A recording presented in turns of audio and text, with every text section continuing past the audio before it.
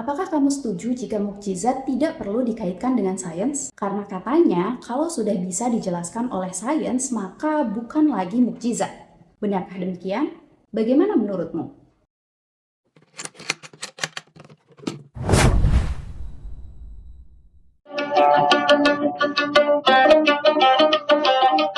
Jika ada yang meyakini bahwa mukjizat tidak perlu dijelaskan secara sains, mohon skip video ini ya, karena mungkin video ini bukan untuk kamu. Aku akan mulai dengan pengertian Isra dan Mi'raj itu sendiri.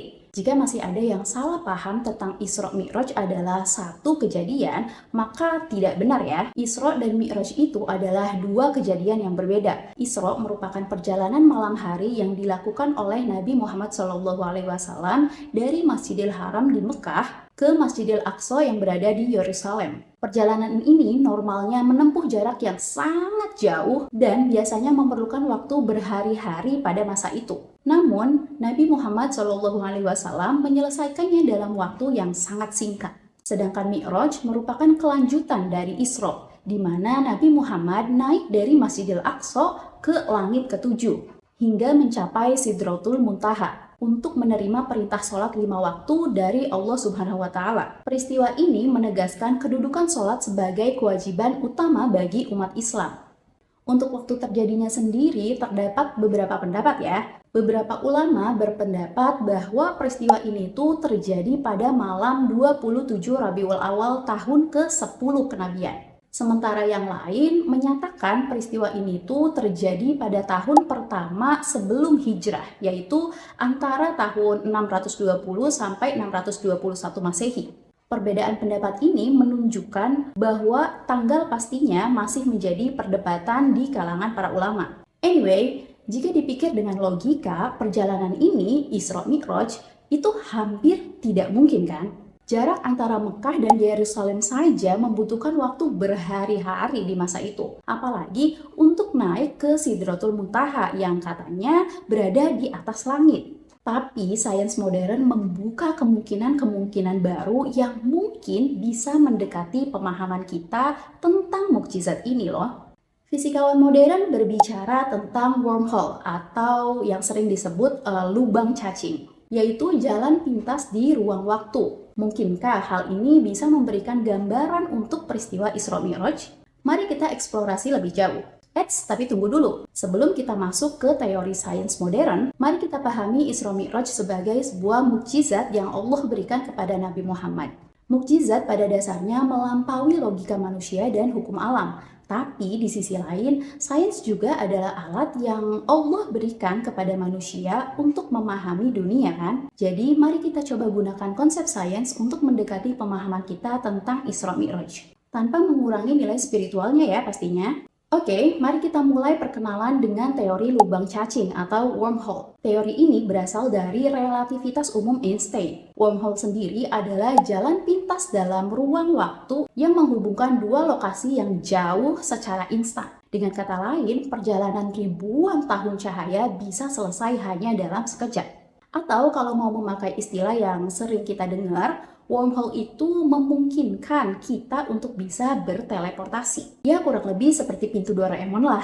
Sederhananya, coba kita bayangkan alam semesta ini menjadi sebuah kertas dengan dua titik di atasnya. Jika kamu ingin berpindah dari satu titik ke titik lain, maka kamu harus menempuh jarak di sepanjang kertas itu kan? Nah, tapi bagaimana jika kamu bisa melipat kertas hingga kedua titik bertemu, lalu memberikan jalan penghubung untuk kedua titiknya? Kamu jadi tidak perlu lagi menempuh perjalanan jauh. Kamu hanya perlu melewati jalan pintas yang sudah ada. Inilah gambaran sederhana tentang bagaimana wormhole itu bekerja. Meski konsep ini masih berupa spekulasi ilmiah, karena katanya wormhole itu sangat tidak stabil. Tapi para fisikawan percaya nih bahwa wormhole bisa saja benar-benar ada di bawah kondisi tertentu. Salah satunya kondisi di mana terdapat sebuah exotic mirror. Sebuah materi yang bisa melawan hukum fisika dengan energinya. Sehingga energi inilah yang nanti akan menahan wormhole agar tidak berantakan dan bisa dilewati. Selain itu, ada seorang ilmuwan yang memprediksi bahwa wormhole itu beneran ada.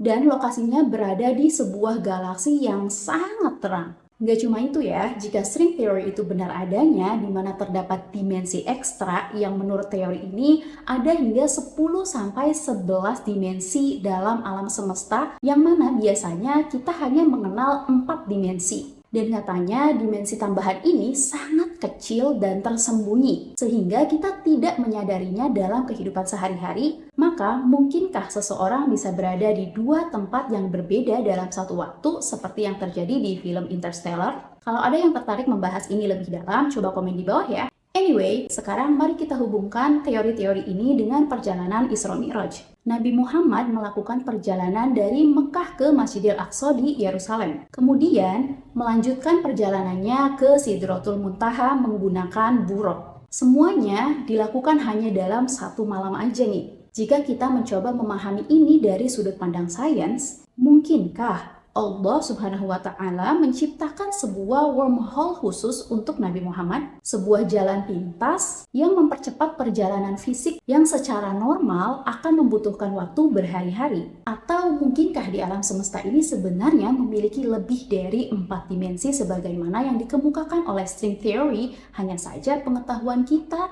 yang sangat terbatas untuk bisa menggali hal-hal semacam ini di masa sekarang? Karena mungkin saja di masa yang akan datang, para ilmuwan bisa membuktikan itu.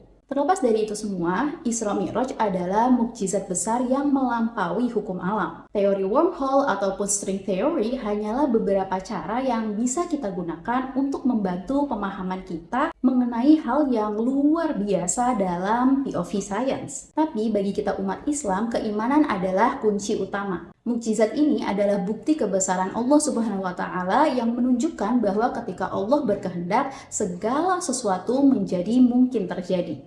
Bagaimana menurut kamu? Apakah sains bisa membantu kita memahami mukjizat ini? Atau apakah mukjizat harus dibiarkan menjadi hal yang melampaui akal? Tulis pendapat kamu di kolom komentar ya, agar kita bisa berdiskusi lebih jauh. Terima kasih sudah menonton, jangan lupa klik tombol subscribe dan notifikasinya agar kalian tahu kalau misalnya aku bikin video-video baru yang menarik lainnya. Bye!